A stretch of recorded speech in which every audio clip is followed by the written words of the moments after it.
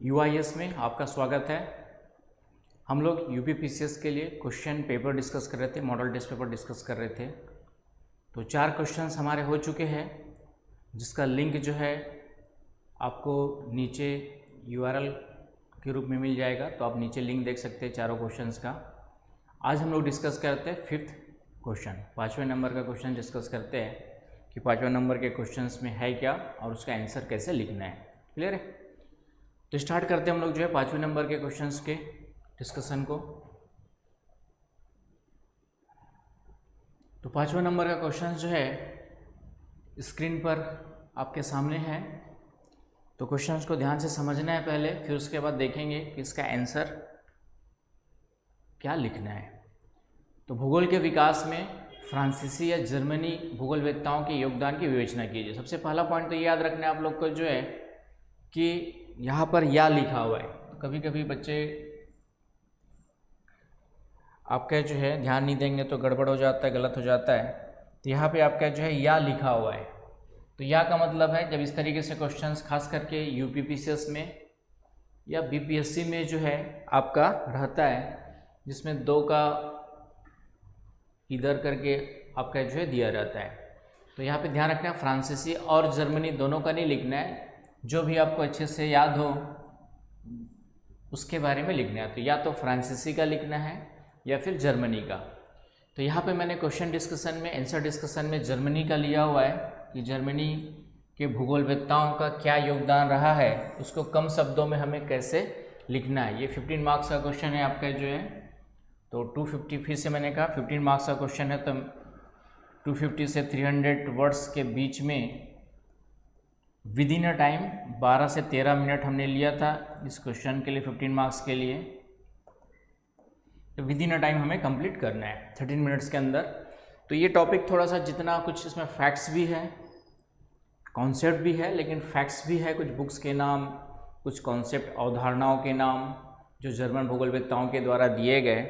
तो जितना अच्छे से याद रहेगा, चीज़ें जितने अच्छे से मेमोराइज रहेंगे, उतना ही आप कम समय में लिख पाएंगे। और क्या लिखना है योगदान के तहत, उसको हम लोग देखते हैं। तो यहाँ पे कुछ बच्चे ये भी करते हैं कि अलग अलग भूगोलवेत्ताओं का जिक्र करते हैं, रेडजेल, रीटर, कांट, उस तरीके से भी लिख सकते हैं जो मेन भूगोलवेत्ता हैं। लेकिन हम लोग ओवरऑल देखेंगे कि सभी भूगोलवेत्ताओं ने किन किन क्षेत्रों में मुख्य रूप से योगदान दिया, क्योंकि यहाँ पे क्वेश्चन है भूगोल के विकास में जर्मनी या फ्रांसीसी भूगोलवेत्ताओं के योगदान को डिस्कस करना है, विवेचना करनी है, राइट। यहाँ पे किसी पर्टिकुलर रीटर का, रेडजेल, कांट, इनका नाम लेकर के नहीं लिखा हुआ है कि कुछ भूगोलवेत्ताओं का क्या योगदान है। यहाँ पे कहा है कि सभी मतलब कहीं ना कहीं आ जाता है कि जो भी मेन भूगोलवेत्ता है उनका ज्योग्राफी के विकास में क्या योगदान रहा है। तो जर्मन जो स्कॉलर्स है, जर्मन जो संप्रदाय है, उन भूगोलवेत्ताओं का, संप्रदाय वाले भूगोलवेत्ताओं का क्या योगदान रहा है, उसको हम लोग मुख्य रूप से यहाँ पे देखेंगे। तो इसका आंसर स्टार्ट करते हैं, कैसे लिखना है। तो पहले तो कुछ याद होना चाहिए, जर्मन भूगोलवेत्ताओं में कौन कौन आते हैं। तो हम लोग उधर, यदि हम लोग शास्त्रीय काल में चले तो उधर आपका कांट से स्टार्ट करते हैं, फिर आधुनिक काल में आते हैं, 18वीं शताब्दी में आते हैं। उसके बाद आपका आधुनिक काल में आते हैं तो हम्बोल्ट, रीटर, फिर रेडजेल, और उस तरीके से बहुत सारे भू राजनीति या राजनीति विज्ञान में हार्सोफर। तो कुछ तो ये नाम याद होने चाहिए जो मैंने आपने यहाँ पे लिया हुआ है। तो अभी देखेंगे, तो मैंने जैसे इसका आंसर एक पूरा फ्रेम किया हुआ है आप लोगों के लिए, और कंटेंट भी लिया हुआ है कि इसी तरीके से आपको एग्ज़ाम में क्या करना है, आंसर लिखना है। तो इसका आंसर तब तक आप अच्छे से नहीं लिख पाएंगे जब तक कि अच्छे से जो है ये टॉपिक आपका याद नहीं होगा। आपको पता होना चाहिए कि जर्मन भूगोलवेत्ताओं का योगदान वास्तव में भूगोल के विकास में क्या रहा है। तो पूरा का पूरा आपका जो है पिछले शास्त्रीय काल से लेकर के आधुनिक काल, 18वीं शताब्दी, फिर आधुनिक काल में जो भी भूगोलवेत्ता रहे हैं, उनको जब तक आपने अच्छे से नहीं पढ़ा होगा तो पूरा का पूरा उसको वहाँ से स्टार्ट करते हुए लिखना है, चाहे वो फ्रांसीसी हो चाहे आपका जर्मनी हो। तो जर्मनी में पहले हुआ, फ्रांस में उसके बाद हुआ। तो जर्मनी का मैंने यहाँ पे लेके चला हूँ। फ्रांस का फ्रांसीसी का यदि लिखना हो तो फ्रांसीसी का उसी के अकॉर्डिंग जो भी आपके पास कंटेंट है वहाँ से मैटर निकाल करके आप लिख सकते हैं। तो जर्मनी में मैंने कहाँ से स्टार्ट किया, देखिए जर्मनी में भूगोल का वैज्ञानिक विकास 18वीं शताब्दी की देन है। पॉइंट क्लियर है कि एक होता शास्त्रीय काल के बाद आपका 18वीं शताब्दी में जब हम लोग आते हैं तो भूगोल का विकास होना प्रारंभ होता है। उसमें जर्मन भूगोलवेत्ताओं का महत्वपूर्ण योगदान रहा है। कांट खास करके उसमें एक महत्वपूर्ण भूगोलवेत्ता के रूप में उभर कर सामने आए थे। उसमें आपका शुद्ध भूगोल, वैज्ञानिक भूगोल, तो ये कुछ कॉन्सेप्ट डेवलप हुए थे आपके जो 18वीं शताब्दी के समय में। उसके बाद फिर आधुनिक काल में आपका हम्बोल्ट, रिट्जेल वगैरह सब आते हैं आपके जो है, तो उसको अलग से देखेंगे हम लोग। तो यहाँ पे स्टार्ट मैंने वहाँ से किया है कि वैज्ञानिक विकास जर्मनी में भूगोल का जो है, क्योंकि हमने यहाँ पे क्वेश्चन को डिमांड को समझना है। क्वेश्चन में क्या लिखा हुआ है आपका जो है, क्वेश्चन में ये लिखा हुआ था कि भूगोल के विकास में भूगोलवेत्ताओं का योगदान, मतलब इस भूगोल सब्जेक्ट के विकास में भूगोलवेत्ताओं के योगदान को हमें मुख्य रूप से फोकस करना है। किसी पर्टिकुलर जोग्राफर्स के योगदान को नहीं लिखना है। सभी जर्मन भूगोलवेत्ता हैं, उनमें से मेन किन किन क्षेत्रों में उन्होंने काम किया उसको फोकस करते हुए आंसर लिखना है। तो अधिकांश बच्चे यहाँ पर भी गलतियाँ करते हैं, कुछ 2-4 का नाम दे करके उनका योगदान लिख देते हैं, तो उससे फिर आपके पूरे मार्क्स नहीं मिलते हैं। तो यहाँ पे हम लोग ओवरऑल कंक्लूजन देखेंगे कि जितने भी जर्मन भूगोलवेत्ता थे उन सभी का किन किन विचारधाराओं, किन किन अवधारणाओं के विकास में योगदान रहा है। तो यहाँ पे मैंने स्टार्ट इसीलिए यहाँ पे किया हुआ है आपका जो है, तो यहाँ पे आपका जो है भूगोल का वैज्ञानिक विकास 18वीं शताब्दी में यहाँ पे क्या होता है आपका जो है स्टार्ट होता है।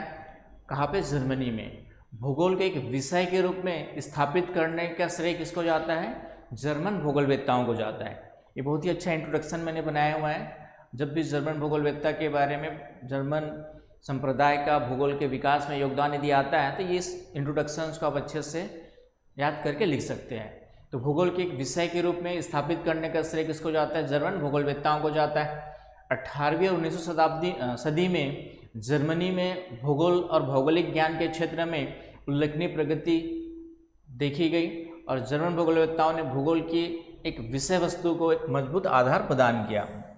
भूगोल को जो है, भूगोल किसी भी विषय की एक विषय वस्तु होती है, सब्जेक्ट मैटर होता है, तो उसके विकास में, जैसे हम लोग आगे देखेंगे, निश्चयवाद आपका जर्मन निश्चयवाद का कॉन्सेप्ट आपका जो स्टार्टिंग मानव पर्यावरण के संदर्भ में देखा जाए तो निश्चयवाद, नियतिवाद का कॉन्सेप्ट जर्मन में ही प्रारंभ हुआ था। उसके बाद आपका राजनीतिक भूगोल का विकास देखा जाए तो राजनीतिक भूगोल के विकास में जर्मन भूगोलवेत्ताओं का महत्वपूर्ण योगदान रहा है। प्राकृतिक भौतिक भूगोल के योगदान में जर्मन भूगोलवेत्ताओं का महत्वपूर्ण योगदान रहा है। तो ये सभी आपके जो है ज्योग्राफी के क्षेत्र है। तो एक विषय वस्तु के निर्धारण के रूप में जो है भूगोल की विषय वस्तु क्या होनी चाहिए, इस कंटेक्स्ट में जर्मन भूगोलवेत्ताओं ने महत्वपूर्ण योगदान दिया हुआ है। तो यहाँ पे उसी के बारे में यहाँ पे लिखा हुआ है कि जर्मन भूगोलवेत्ताओं ने भूगोल की विषय वस्तु, सब्जेक्ट मैटर, एक मजबूत आधार प्रदान किया। इन्होंने जो है एक मजबूत आधार क्या किया है आपका जो है प्रदान किया है। फिर से आपका जर्मन भूगोलवेत्ताओं ने भूगोल को एक दार्शनिक और वैज्ञानिक आधार दिया। दार्शनिक का मतलब कि भूगोल का जो अध्ययन है किस आधार पे, किस तरीके से किया जाना चाहिए, उसको एक मार्ग प्रशस्त किया। और वैज्ञानिक बनाने पर भी, साइंटिफिक रूप से जो उसको डेवलपमेंट पर भी जोर दिया है। दार्शनिक का मतलब यहाँ पे होता है एक निश्चित विचारधारा का विकास। सभी सब्जेक्ट का एक अपना दर्शन होता है कि उस विषय में किन चीज़ों का अध्ययन किया जाना चाहिए।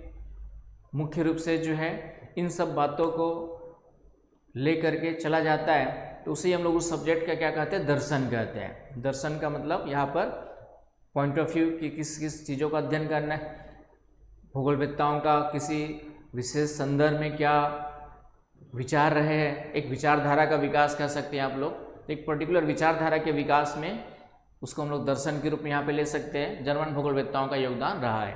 उन्होंने भूगोल विषय को परिभाषित करने का सफल प्रयास किया कि भूगोल विषय, भूगोल की परिभाषा, भूगोल का अध्ययन क्या किया जाना चाहिए, भूगोल का विषय क्षेत्र क्या होना चाहिए, इसको डिफाइन करने की कोशिश की उन्होंने। और भूगोल के क्षेत्र को भी रेखांकित करने का प्रयास किया है। जैसे कांट थे भौतिक भूगोलवेत्ता थे, हम्बोल्ट भौतिक भूगोलवेत्ता मुख्य रूप से थे जो है। रेडजेल ने फिर मानव भूगोल को भी महत्वपूर्ण बताया। एंथ्रोपोजोग्राफी जो उन्होंने बुक लिखी थी, और भी कई सारी बुक्स हैं, तो ये सब याद करके रखने पड़ेंगे आपको। रिटर के 1-2 बुक्स, रिटर का अर्धकुंडे, रेडजेल का एंथ्रोपोजोग्राफी, हम्बोल्ट का कॉस्मॉस, ये कुछ बुक्स के नाम, ताकि लगे कि हाँ आपने थिंकर्स जो है ज्योग्राफी के थॉट्स, थिंकर्स को थोड़ा बहुत पढ़ा हुआ है। ये सभी चीज़ आपको याद करके रखनी पड़ेगी। तो भूगोल के क्षेत्र को रेखांकित करने का प्रयास किया। जर्मन विद्वानों ने भूगोल को विवरणात्मक विषय बताते हुए उसे गतिशील रूप दिया, डिस्क्रिप्टिव सब्जेक्ट, यहाँ पे विवरणात्मक विषय के रूप में इन्होंने डिफाइन किया। किसी भी चीज़ का विवरण, कि पर्वत, पठार, मैदान है तो कहाँ पर है, क्यों है, उसके बारे में मुख्य रूप से इन्होंने फोकस किया कि पृथ्वी तल का अध्ययन जो है हमें एक किस तरीके से कौन सी चीज़ कहाँ पर स्थित है, तो एक विवरणात्मक विषय के रूप में उसको जो है हर चीज़ का, कि कौन सी चीज़ कहाँ पर है, क्यों है, इन सब के एक विवरण के रूप में प्रस्तुत करने पे जोड़ दिया इन्होंने जो है। गतिशील रूप प्रदान की, उसको कालानुक्रमिक विषय बताया। इन विद्वानों ने भौगोलिक अध्ययनों में क्षेत्र विशेष के सर्वेक्षण पर जोर दिया। तो यहाँ पर इनका फिर से मुख्य योगदान क्या रहा है, इन्होंने कि फील्ड स्टडी पर जोर दिया। घर बैठे कुछ, हालांकि कुछ भूगोलवेत्ता थे जो आराम कुर्सी पसंद थे, लेकिन कुछ भूगोलवेत्ता थे जो फील्ड में जाकर के काम करने पर जोर दिया। तो यहाँ पर जो है अधिकांश भूगोलवेत्ताओं ने ये कोशिश की कि फील्ड में जाकर के क्या किया जाए, काम किया जाए, फील्ड सर्वेक्षण किया जाए और उसके अध्ययन के आधार पर जो भूगोल विषय के विकास को बढ़ावा दिया जाए। तो क्षेत्र विशेष के सर्वेक्षण पर जोर दिया था। उस क्षेत्र में जाकर ही प्राप्त अनुभवों को भौगोलिक अध्ययनों का आधार माना, मतलब क्षेत्र अध्ययन आधारित अध्ययन पर जोर दिया। कम शब्दों में यदि कहा जाए इसको, कि जर्मन भूगोलवेत्ताओं ने जो है क्षेत्र अध्ययन आधारित अध्ययन पर जोर दिया।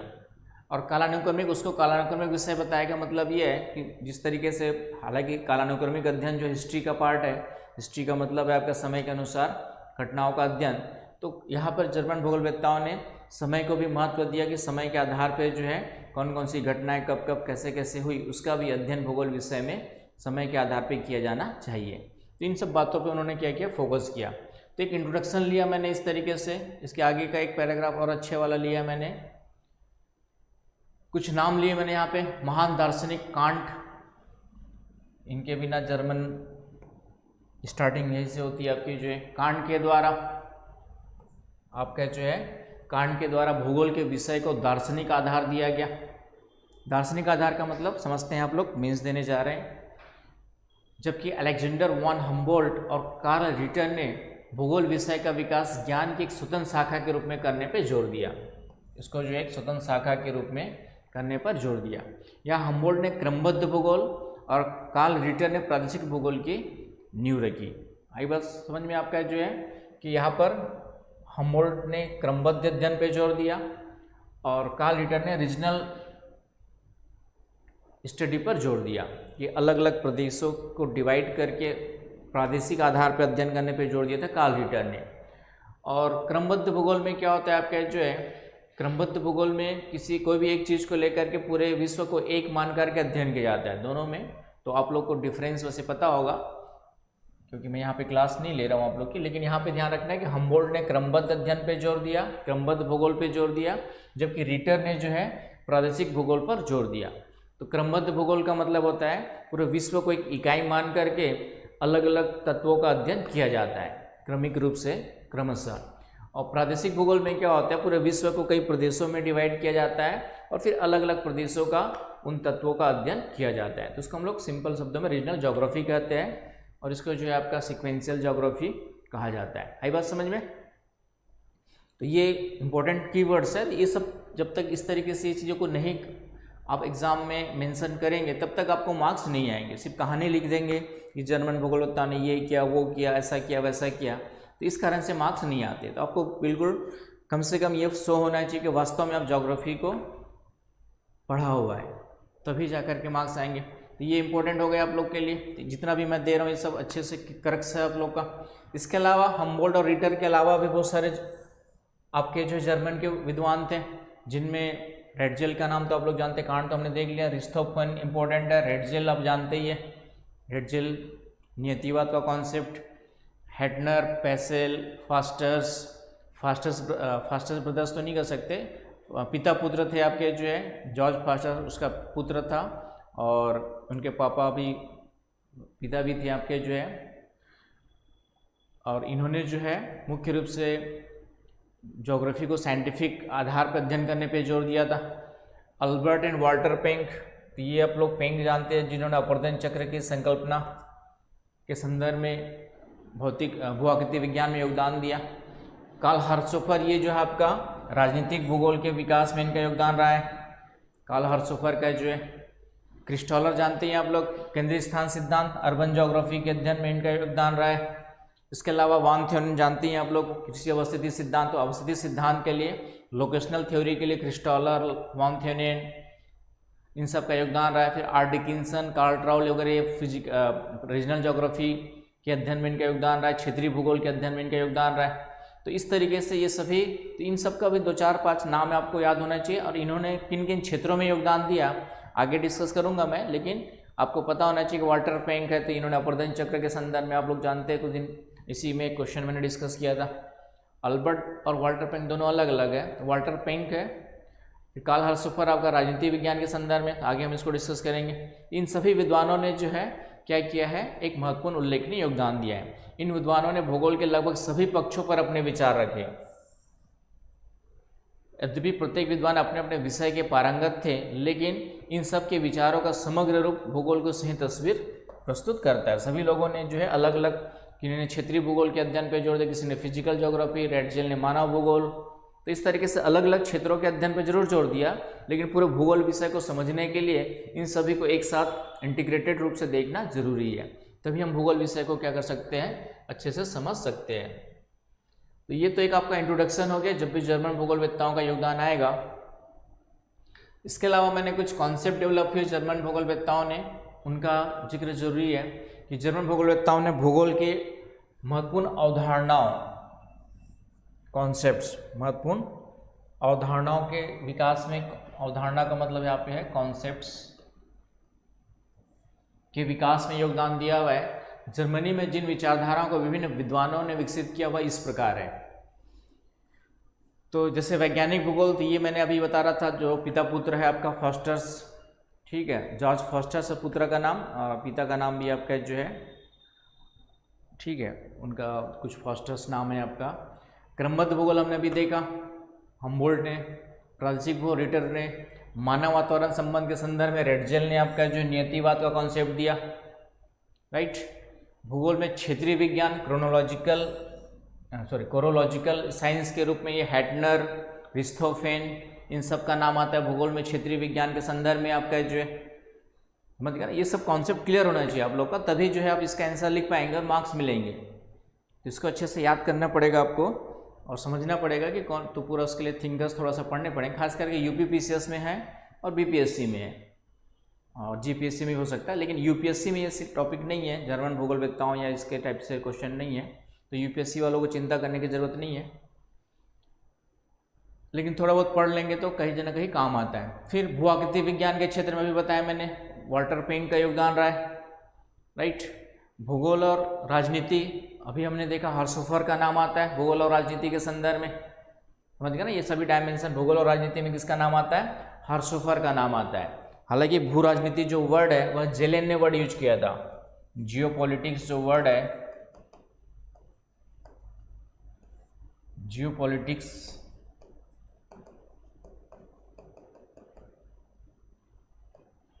ये जो शब्द है वह दिया था आपका जेलेन ने। ये किसने दिया था आपका जो है, जेलेन ने दिया था। इसकी स्पेलिंग इंग्लिश में शायद के से है, क्लियर है। लेकिन राजनीतिक भूगोल के विकास में महत्वपूर्ण योगदान किसका रहा है, हर्त्ज़होफर का रहा है, हर्त्ज़होफर का रहा है आपका जो है। तो फिर उसके बाद मानव बस्तियों के संबंधित तथ्य में अभी हमने देखा क्रिस्टॉलर, ये सभी का नाम आएगा। मानव बस्ती के संदर्भ में विकास में अवस्थिति सिद्धांत में आपका वान थ्योरन, सभी प्रकार के भूदृश्य लैंडस्केप का कॉन्सेप्ट जो है, लैंडस्केप का कॉन्सेप्ट यहाँ पे दिया गया। रीजनल इकोलॉजी की बात की गई, और इस तरीके से विभिन्न शाखाओं के विकास में जर्मन भूगोलवेत्ताओं का क्या रहा है, आपका जो योगदान रहा है। तो ये पॉइंट आपको ध्यान में रखना है कि किन किन क्षेत्रों में इनका योगदान रहा है। आई बात समझ में? तो ये अच्छे से इसको याद कर लेना है, इतने डायमेंशंस, इस तरीके से इसका आंसर लिखना है।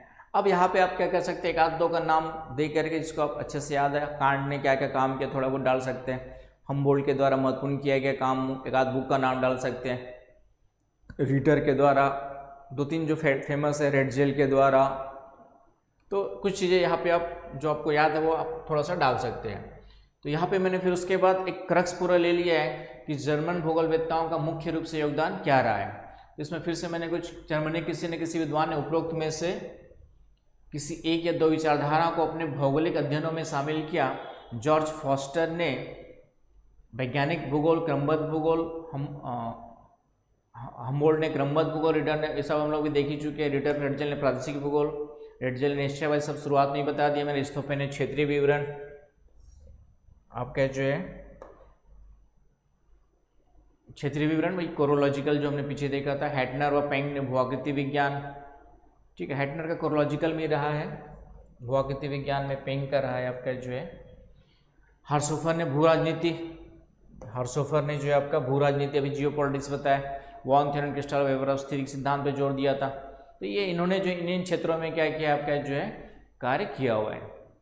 तो ये एक आंसर लिखने का ये जर्मन भूगोलवेत्ताओं का योगदान यदि पूछता है तो इस तरीके से आपको क्या करना है, हैंडल करना है। एम आई राइट? उसके बाद मैंने संक्षेप में सभी जर्मन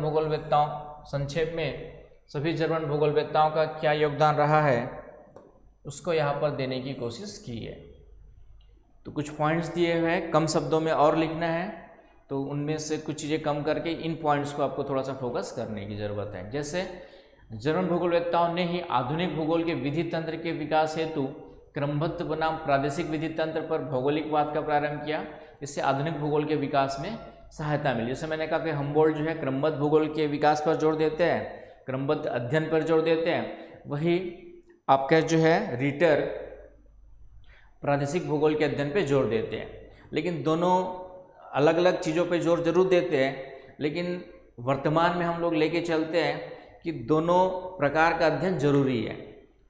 क्रमबद्ध अध्ययन में हमबोल्ट क्या कहते हैं, हमबोल्ट ये कहते हैं कि पूरे पृथ्वी को एक मान के चलते हैं।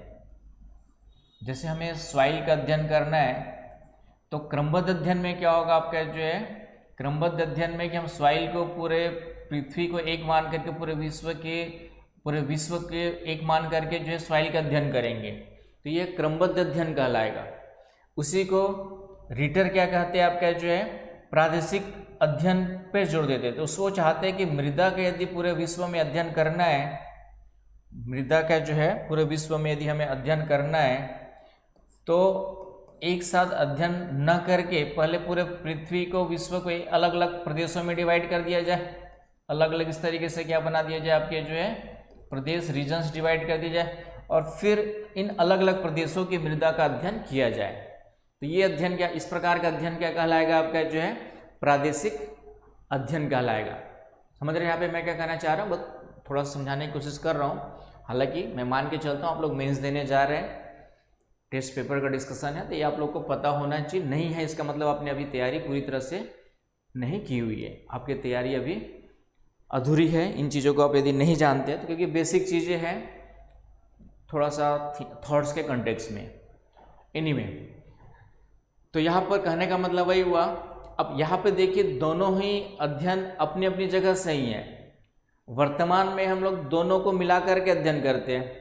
यदि हमें एक मोटा मोटी जानकारी चाहिए पूरे विश्व के बारे में, विश्व के सॉइल के बारे में, तो क्रमबद्ध अध्ययन वहाँ पे यूजफुल होगा। लेकिन यदि हमें गहनता से अध्ययन करना है, आपका उसके बारे में बारीकी से अध्ययन करना है, तो हम पूरे विश्व को अलग अलग प्रदेशों में डिवाइड करेंगे और फिर अलग अलग प्रदेशों का अध्ययन करेंगे, वहाँ की सॉइल का अध्ययन करेंगे, तो हमें और ज़्यादा गहनता से, ज़्यादा बारीकी से वहाँ की सॉइल के बारे में, विश्व की सॉइल के बारे में इंफॉर्मेशन मिलेगी। आई बात समझ में? तो इस तरीके से वर्तमान में दोनों ही अध्ययनों को साथ साथ लेकर के चला जाता है। तो कोई इसलिए कहा गया कि उन्होंने यद्यपि द्वैतवाद को यहाँ पे उत्पन्न किया, लेकिन द्वैतवाद एक दूसरे के विरोधी न होकर के एक दूसरे के क्या है, सहायक है। एक दूसरे के विरोधी न होकर के एक दूसरे के क्या होते हैं, सहायक होते हैं। क्लियर है? तो ये पहला पॉइंट हो गया। जर्मन भूगोलवेत्ताओं ने भौतिक बनाम मानवीय भूगोल द्वैतवाद, इन्होंने ये भी स्टार्ट किया। द्वैतवाद का मतलब दो विचारधाराएं। तो कुछ जर्मन भूगोलवेत्ता चाहते थे कि ज्योग्राफी में भौतिक तत्वों का अध्ययन किया जाए। भौतिक तत्वों का मतलब प्राकृतिक तत्वों का अध्ययन किया जाए। पर्वत, पठार, मैदान, नदी, घाटियाँ, ये सब है क्यों, क्लाइमेट कैसे क्या क्यों है, उसके बारे में अध्ययन किया जाए। और कुछ भूगोलवेत्ता जैसे आपका हम्बोल्ट भौतिक भूगोलवेत्ता थे, लेकिन रेडजेल मानव भूगोल पे जोर देते थे। वो कहते थे कि मानव के संदर्भ में भूगोल का अध्ययन किया जाए। मानव को मुख्य केंद्र बिंदु मान करके मानव सांस्कृतिक जो विकास हुआ है किसी भी क्षेत्र में उसका अध्ययन किया जाए, उस पर जोर देने की बात करते थे। इसलिए उन्होंने एंथ्रोपोजियोग्राफी ग्रंथ लिखा था। तो मानव भूगोल के विकास पर जोर देना चाहते थे कि मानव के द्वारा निर्मित तत्वों का अध्ययन किया जाए कि वहाँ कृषि कार्य क्यों हो रहा है, कहाँ पे कैसे हो रहा है, कहाँ पे किस प्रकार की संस्कृति विकसित हुई है, इन सब का अध्ययन किया जाए। तो फिर से यहाँ पर दोनों अलग अलग, कुछ भूगोलवेत्ता भौतिक भूगोल, कुछ भूगोलवेत्ता मानव भूगोल के अध्ययन पे जोर जरूर देते हैं, लेकिन फिर से यहाँ पर जब तक हम दोनों को साथ लेके नहीं चलेंगे तब तक हमारा अध्ययन क्या होगा, अधूरा होता है। तो इन्होंने फिर से दो अलग अलग शाखाएं उत्पन्न की, लेकिन दोनों शाखाएं एक दूसरे के विरोधी न होकर के एक दूसरे के क्या है, सहयोगी है। क्यों? यदि हम पर्वत, पठार, मैदान, नदी, घाटियों का अध्ययन करते हैं तो क्यों करते हैं? आज की डेट में यदि हम कहीं पे पर्वत, पठार, मैदान का अध्ययन कर रहे हैं, उनका सर्वे किया जा रहा है, तो डेफिनेटली कल के दिन में कि वहाँ पे मानवीय विकास के लिए क्या क्या काम हो सकता है, मानव के लिए कोई संसाधन तो वहाँ पर नहीं है, इन सब संदर्भ में करते हैं। तो बिना मानव के भौतिक भूगोल का अध्ययन कोई मतलब नहीं रखता है, और बिना भौतिक भूगोल के मानवीय तत्वों का अध्ययन नहीं कर सकते। किसी भी क्षेत्र में यदि कोई समस्या है, मानवीय समस्या है, यदि मान लेते कहीं पे मृत्यु दर बहुत ज़्यादा है मानव की जो है, तो डेफिनेटली कुछ प्राकृतिक कारक भी होते हैं जो मृत्यु दर को निर्धारित करते हैं। तो हमें वहाँ की जलवायु, वहाँ की भौगोलिक स्थिति का भी ज्ञान होना जरूरी है। उसके बिना हम उन मानवीय तत्वों का, मानवीय समस्याओं का, मानवीय घटनाओं का अध्ययन नहीं कर सकते। तो इस तरह से देखा जाए तो दोनों एक दूसरे के विरोधी ना होकर के दोनों फिर से एक दूसरे के क्या है, कॉम्प्लीमेंट्री है, पूरक देखे जा सकते हैं। तो इस तरीके से इन्होंने जो है जर्मन भूगोलवेत्ताओं ने द्वैतवाद में ये दो द्वैतवाद, फिर नियतिवाद की विचारधारा को इन्होंने जन्म दिया। नियतिवाद जानते हैं आप लोग कि प्रकृति सर्वे सर्वा है, मानव एक निष्क्रिय प्राणी है, प्रकृति जैसा चाहती है वैसे ही मानव को उसके अनुसार क्या होना पड़ता है, ढलना पड़ता है। ये नियतिवाद का कॉन्सेप्ट है। वर्तमान में पूरी तरह ये सही नहीं है। वर्तमान में हम लोग, उसके बाद संभववाद आया था फ्रांस में, जो मानव को सर्वे सर्वा मानता था, प्रकृति को कुछ नहीं मानता था। तो दोनों ही अतिवाद से ग्रस्त थे। वर्तमान में हम लोग दोनों के बीच का रास्ता लेकर के चलते हैं, और कहीं ना कहीं दोनों के बीच के रास्ते लेकर के चलने मतलब प्रकृति भी इम्पोर्टेंट है, मानव भी इम्पोर्टेंट है। प्रकृति का दोहन इस तरीके से किया जाए कि हमने अत्यधिक मात्रा में संभववाद को फॉलो किया। संभववाद को फॉलो करने के कारण से हमारे पास आज कई सारी मानवीय समस्याएं हैं, प्राकृतिक समस्याएं हैं। तो इसलिए नवनिश्चयवाद पे हम लोग वर्तमान में फोकस करते हैं। तो हम उस पर नहीं जा रहा हूँ, लेकिन नियतिवाद की विचारधारा को इन्होंने महत्व दिया। हम्बोल्ट, रिटर, रेडजेल, ये सभी क्या थे आपके जो है नियतिवाद के संदर्भ में देखे जा सकते हैं। इन लोगों ने बताया कि मानवीय क्रियाएं जो है प्राकृतिक कारकों के द्वारा क्या होती है, निर्धारित होती है। इसमें मुख्य नाम रेडजेल का आता है। तो ये चीज़ें आपको मेंशन करनी है। भूगोल को परिभाषित करने का महत्वपूर्ण कार्य इनके द्वारा किया गया। जैसे हेटनर, रिस्थोफेन ने जो है भूगोल को क्षेत्रीय विज्ञान का, क्षेत्र विवरण विज्ञान का इन्होंने जो है, हेटनर ने आधुनिक भूगोल को प्रस्तुत करते हुए बताया कि वह क्षेत्र विज्ञान है जिसमें पृथ्वी के विभिन्न क्षेत्रों के अंतर संबंध, विषमताओं का अध्ययन होता है। इस प्रकार के चिंतन से भूगोल के क्षेत्रीय स्वरूप का तेजी से क्या हुआ, विकास हुआ। तो इस तरीके से हेटनर और रिस्थोफेन ने जो है क्षेत्रीय विवरण विज्ञान, क्षेत्रों के अध्ययन पर जोर दिया, अलग अलग रीजन्स के अध्ययन पे जोर दिया। तो इस तरीके से इनका इंपॉर्टेंट हो जाता है, कोरोलॉजिकल साइंस के रूप में इन्होंने विकास किया था। हेटनर, रिस्थोफेन का नाम याद रखना है। फिर ये अभी जस्ट मैंने बताया था जेलेन, जो भू राजनीति शब्द इन्होंने दिया था, और इसी को बाद में विकास करने का श्रेय किसको जाता है, हार्सोफर को जाता है। आपका जो है पुनः विकसित किया, उसने म्यूनिक में इंस्टीट्यूट ऑफ जियोपॉलिटिक्स की स्थापना भी की थी। राजनीतिक सिद्धांत के में जो है रेडजेल का भी योगदान रहा है। तो रेडजेल का नाम यहाँ से आ जाएगा आपको जो है राजनीतिक भूगोल से संबंधित। समझ रहे, ये सभी चीज़ें क्रक्स है, इससे ये तो होना ही चाहिए आपके आंसर में। राजनीति की शुरुआत हुई। इसके अलावा भूआकृति विज्ञान में पेंक हमने देखा, वाल्टर पेंक का योगदान रहा है, वाल्टर पेंक का योगदान रहा है भूआकृति विज्ञान के विकास में जो है। तो ये वाल्टर पेंक का योगदान देख सकते हो। सर्वप्रथम भूआकृति वैज्ञानिक थे जिन्होंने डेविस के सिद्धांत की आलोचना करते हुए बताया कि समय को महत्व न दे करके भूसंचलन तथा अपर्दन क्रियाओं के सम्मिलित प्रभाव का परिणाम होता है। तो ये हमने उस पिछली क्लास में डिस्कस किया था पेंग ने। फिर उसके अलावा जो है कार्लट्रॉल का भी आपके सामने इमेज आ गई। तो अनेक जर्मन अर्थशास्त्री भी थे यहाँ पे जो है अवस्थिति विषयक सिद्धांत दिया था। लोकेशनल थ्योरी हमने देखा पीछे, वान थ्योनेन, वेबर, ये सभी आते हैं। वेबर का नाम आता है, वान थ्योनेन का नाम आता है, क्रिस्टॉलर का नाम आता है। तो ये हमने पीछे डिस्कस किया। तो इस तरीके से क्रक्स इसका ये हो जाएगा। नगरीय भूगोल के क्षेत्र में क्रिस्टॉलर का योगदान आता है आपका जो है नगरीय भूगोल के क्षेत्र में। तो ये नगरीय भूगोल में आपका क्रिस्टॉलर का योगदान हो गया। तो नगरीय भूगोल में आपका जो है तो ये पॉइंट आपका आ गया। इसके अलावा जर्मन भूगोलवेत्ताओं ने भौगोलिक अध्ययन को अधिक व्यवहारिक स्वरूप प्रदान करने हेतु आपका जो है व्यवहारिक स्वरूप प्रदान करने हेतु इसे शाखाओं में विभाजित किया। उदाहरण स्वरूप अभी बताया मैंने, हमबोल्ट ने भौतिक भूगोल के अध्ययन पर जोर दिया था। उसके अलावा भूआकृति विज्ञान, जलवायु विज्ञान, समुद्र विज्ञान, ये सब अलग अलग शाखाओं के रूप में जो है भूगोल को क्या किया, इससे अध्ययन करने में हमें क्या हुई, सुविधा हुई। तो इस तरीके से इन्होंने फिर रेटजेल ने मानव भूगोल बताया, राजनीति भूगोल को भी जो है एक अलग विषय के रूप में हर्शोफर इन सब ने विकसित किया।